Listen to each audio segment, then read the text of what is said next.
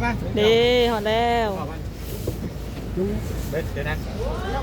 มีกระดานเบื้องขามเนาะทางรถทัวร์หรือว่ารถเมล์ทุกคน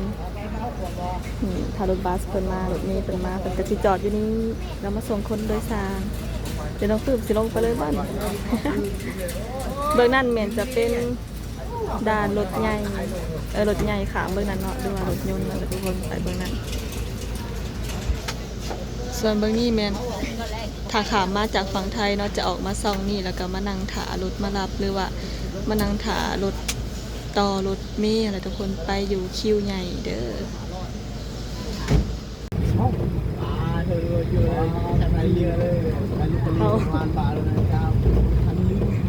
เอาพาออกบ่พาออกวงเวียนไดโนเสาร์จะทำไมไปสะพายเลยสบายดีพ่อแม่ปาลุงพี่พีเอฟซีทุกคนเด้อบ่จะเป็นทางภายในหรือว่าต่างประเทศเนาะมื้อนี้พบกับน้องปื้มคือเก่าทุกคนแต่เช้ามื้อนี้เตรียมตัวแต่เช้าของมื้อวันเสาร์วันที่30แล้วทุกคนวันท้ายเดือนเลยอีกมื้อเดียวกับเบิดเดือนพฤษภาทุกคนก็จะก้าวสู่เดือนมิถุนาเมื่อคืนนี้ฝนตกบ่ทุกคนอันบ้านน้องปื้มน่ะตกตอนเช้าเนาะแต่พอดินซุ่มซื่อๆอยู่หน้านี่สิฮอดอยู่บ่เนาะน้องปื้มได้เตรียมตัวแต่เช้าทุกคนมื้อนี้ก็มานั่งรอถารถเพราะว่ามื้อนี้น้องปื้มจะเข้าไปตัวเมืองเนาะตัวเมืองนครไกรสอนหรือว่าตัวเมืองของแขวงสะวรรณเขตก็คือตัวเมืองใหญ่ของแขวงสะวรรณเขตทุกคนก็เลยสิพาทุกคนมาเดินทางไปนำกันเนาะพาทุกคนมาเบิ่งมาชมในการเดินทางจากบ้านน้องปื้มเข้าไปหาตัวเมืองสะวรรณเขตเนาะว่าประมาณเท่าไหร่แล้วก็เฮาเดินทางด้วยรถโดยสารเนาะรถโดยสารทุกคนเอิ้นจังใดรถหยังโดยสาร2แถวบ่ที่ว่าน้องปื้มเคยถ่ายไปแล้วเนาะตอนนั้นเนาะแต่ว่าบ่ได้ไปแต่โดนแหละมาเบิ่งว่าค่ารถเพิ่นสิขึ้นบ่เฮาไปล่าสุดตอนน่ะค่ารถแม่น 100,000 กีบทุกคน 100,000 กีบเนาะก็ประมาณ100 กว่าบาทหน่อยนึงไปโทรบอกเพิ่นให้มารับเอาอยู่หน้าบ้านเนาะทุกคนน้องปื้มก็ขี่รถบ้านเก่งเกาะคือเก่าเนาะบ้านน้องปื้มเองบางเทื่อปกติน้องปื้มไปค่ะขี่รถเก่งเกาะแต่มารถของเมืองชนบุรีเพราะว่าเมืองชนน่ะต่อแดนกับเมืองน้องปื้มเองเนาะเมืองจำพรทุกคนแล้วเฮาก็ถ่ารถจักหน้อยอากาศมื้อนี้ก็เป็นร้อนๆคือเก่าได้ขนาดฝนตกก็ยังร้อนทุกคนเดี๋ยวถามทุกคนว่าบ้านน้องปื้มมีห่างจากสวรรค์ไกลบ่ก็เดินทางกับประมาณชั่วโมงกว่าชั่วโมงครึ่งเนาะทุกคนก็6-70 กิโลนี่แหละก็บ่ได้ไกลปานใดดอกแต่ก็สิพาไปเบิ่งเนาะน้องปื้มก็บ่ได้ไปเส้นทางนั้นแต่โดนเลยได้เนาะที่ว่าขี่รถโดยสารไปนะทุกคนมักตอนที่ว่าไปแหละเขาออกเขียวนะทุกคนแบบมันหอมมันแบบบรรยากาศดีสิพาทุกคนไปเบิ่งจังหน่อยเดี๋ยวเดินทางไปกับน้องปื้มเด้อมาแล้วขึ้นรถกันทุกคนน้องปื้มก็ขึ้นรถแล้วทุกคนมื้อนี้เดินทางไปคนเดียวเนาะแม่เพชรบ่ได้ไปนํเป็นแอดถ่ายเด้อมื้อนี้ขึ้นน้ำลังมือก็จะได้ออกจากหมู่บ้านน้องปื้มแล้วเด้อทุกคนที่ว่าทุกคนเห็นเนาะเป็นกระถางหลายๆค่ะเมียนปลาแดกเนาะทางบ้านน้องปื้มเขาจะเอิ้นว่าปลาแดกเป็นโตหรือว่าบ้านทุกคนเอิ้นว่าปลาล่านั่นเองเด้อทุกคนเพิ่นจะส่งเขาไปขายอยู่ในตัวเมืองสวรรค์พุ่นละเด้อเฮ็ดนำปลาแดกก็จะเดินทางออกจากบ้านแก้งกอกเมืองจำพรเด้อทุกคนนี่ฮอดทางลงนาน้องปื้มแล้วนะเฮียนและหน้าเต็มเซลๆอยู่เด้อบ่อนประตูโค้งนี่จะเป็นบ้านดงน้องขุ่นเมืองจำพรแขวงสะวรรณเขตเด้อทุกคนเฮาก็จะเดินทางตามทางสื่อหรือว่าทางตรงไปเลยเด้อน้องปื้มก็จะได้ถ่ายเป็นระยะซึ่งจะผ่านอยู่หลายหมู่บ้านเนาะทุกคนและนี่น้องปื้มก็ได้มาฮอดหมู่บ้านผาแลงเป็นเส้นทางผ่านซื่อๆเนาะจะมีทางแวเขาจะเป็นอันขัวหรือว่าสะพานเนาะของบ้านผาแลงในเมืองจำพรนี่แหละทุกคน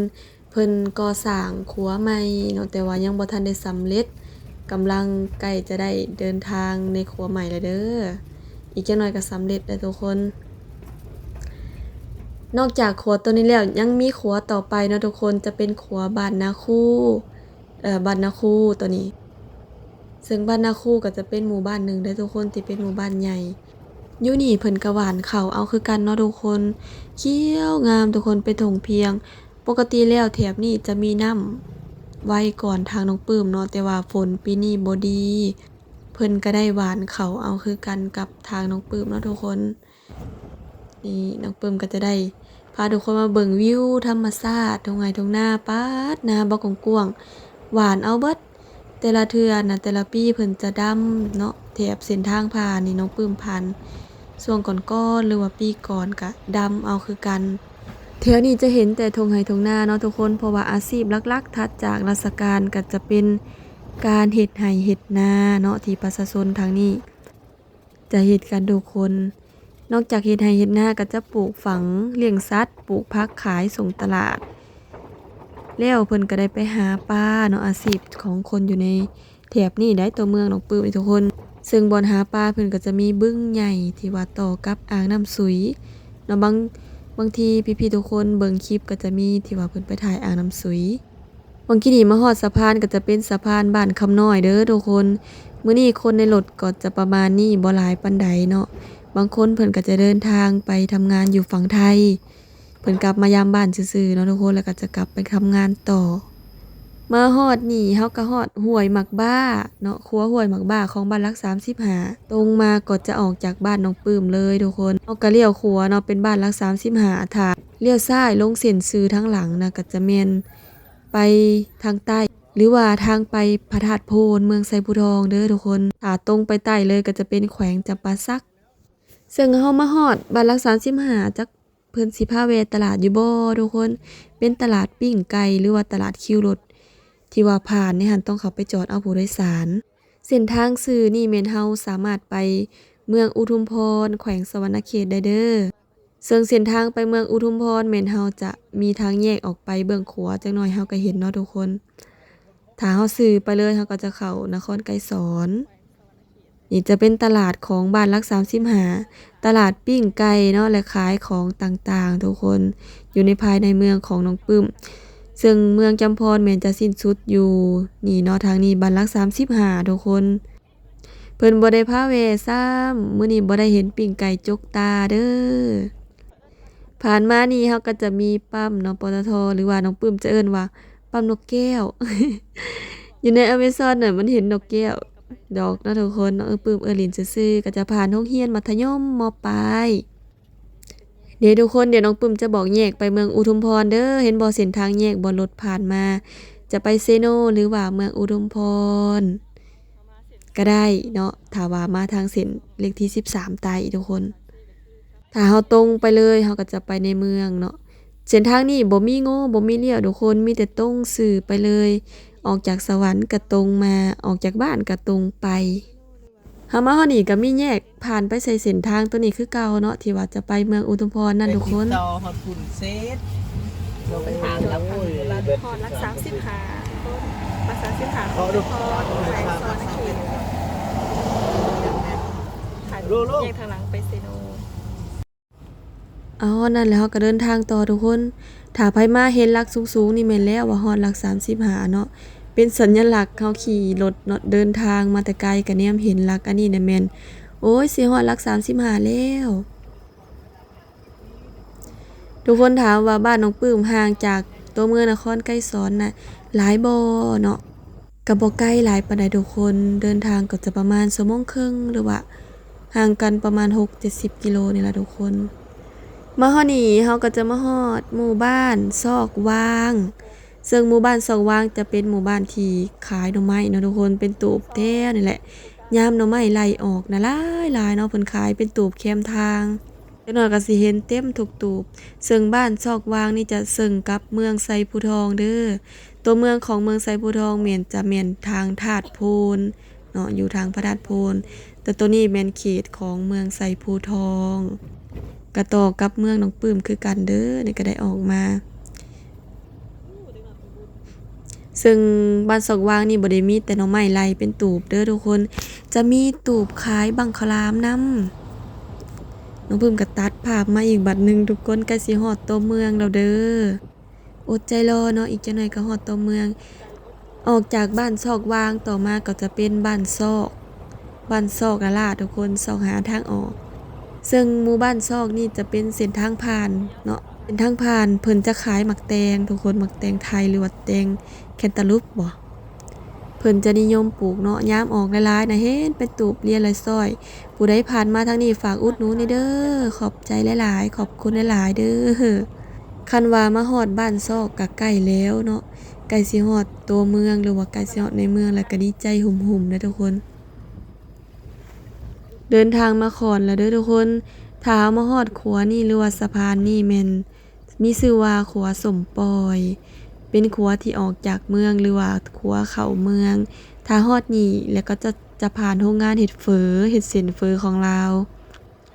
แล้วก็จะมีผ่านโรงเรียนวิทยาลัยเนาะวิทยาลัยกฎหมายทุกคนก็แม่นฮอดแล้วสำฮอดในเมืองเลยเนาะฮอดนี่ก็เนาะทุกคนเข้าเขตในเมืองเลยเด้อแต่ว่าเฮามาเที่ยวนี้แม่นเพิ่นได้ปรับหนทางใหม่หรือว่าปรับถนนใหม่เนาะทุกคนตัวเก่านะเพิ่นขูดแล้วเพิ่นสิเฮ็ดทางใหม่ซึ่งหมู่บ้านแถบนี้ก็จะเป็นหมู่บ้านนาเซ็งแม่นอยู่ในเขตตัวเมืองเรียบร้อยทุกคนนี่แหละเนาะเข้ามาฮอดนครไกรสอนนะทุกคนแต่ว่ายังอยู่เขตทางตัวเมืองอยู่ ตกอยู่ก็ตกพอประจำขนาดผมว่าครับดินจะเช่นบ่ปีอ่ะ หมู่เราได้น้ำเต็มไหเต็มนา ก็มาเลยสั่ง เฮาก็ว่ายังคงบ่คิด รีบ จุดนี้แม่นจุดสีฮอดตัวเมืองของแขวงสนเขตนะทุกคนที่ว่านครไกรสอนมาก็จะเห็นวงเวียนอันดับแรกเลยทางเข้ามาวงเวียนกับเบาเผ็ด เครื่องนี่กับเครื่องดูเหือดเท่าไหร่ มาทางนี้นะจะเป็นเส้นที่ว่าเราไปด่านก็ได้เนาะด่านคัวมิตรภาพมุกดาหารสนเขตหรือว่าไปตลาดต่างๆ ไปเส้นซื้อเมื่อกี้นี่เนาะค่ะเที่ยวไปเลยนั่นจะไปห้องหมอห้องหมอแฝงหรือว่าลิโคอันนี้เขาจะเอิ้นกันว่าเส้น A1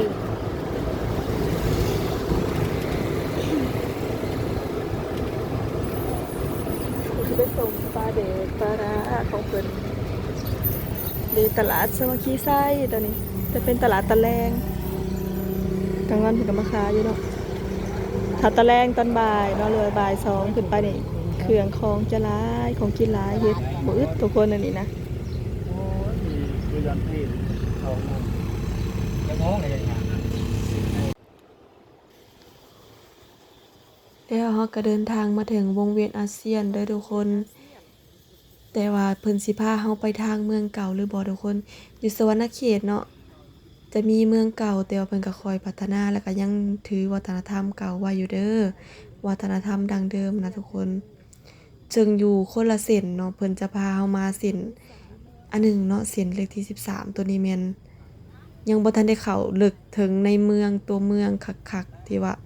มีเมืองเก่าอยู่นำจะอยู่เส้นทางเข้มของหรือว่าทางริมโขงพุ่นเนาะทุกคน PPFC ก็ถามว่านครไกรสอนแต่ก่อนเป็นเมืองหยังในสมัยก่อนเมืองนี้แม่นจะเป็นเมืองขันธบุรีเด้อทุกคนแล้วเพิ่นจะเปลี่ยนมาเป็นเมืองไกรสอนหลังจากนั้นก็พันเปลี่ยนมาเป็นนครไกรสอนถึงปัจจุบันนี้เด้อแล้วเพิ่นก็พาเฮาผ่านแลนด์มาร์คอันดับแรกของสวนเขตก็คือวงเวียนไดโนเสาร์ทุกคนเนาะที่เป็นทางประวัติศาสตร์ของสวรรณเขตเด้อเป็นวงเวียนทำอิฐเลยที่มีในสวรรณเขตเอามาส่งคนอยู่คลินิกเพราะว่าอยู่นี่จะเป็นคลินิก SK อันนี้ก็สามารถเข้าไปในตัวเมืองตลาดใหญ่ของแขวงสวรรณเขตได้เด้อเส้นทางโอ้คิดฮอดตอนมาเฮียนเด้เนาะอยู่นี่หลังจากส่งผู้โดยสารลงคลินิกแล้วเพิ่นก็จะไปส่งผู้โดยสารอยู่ด่านสวรรณเขตมุกดาหารเนาะทุกคนซึ่งเส้นทางนี้จะเป็นเส้นทางลงไปด่านขัวมิตรภาพลาวไทยแห่งที่2สวรรณเขตมุกดาหารมีเส้นทางนี้เพียงเส้นทางเดียวเด้อทุกคนสื่อลงไปเลยตรงไปเลยเนาะเราก็จะเข้าไปส่งผู้โดยสารโอ้เพิ่นพาเฮามานี่คุ้มค่าลิเนาะซึ่งจากด่านออกไปหาแลนด์มาร์คอันไดโนเสาร์กาบ่ไกลเนาะทุกคนออกไปก็จะเห็นไดโนเสาร์ก่อนหมู่เลยเด้อ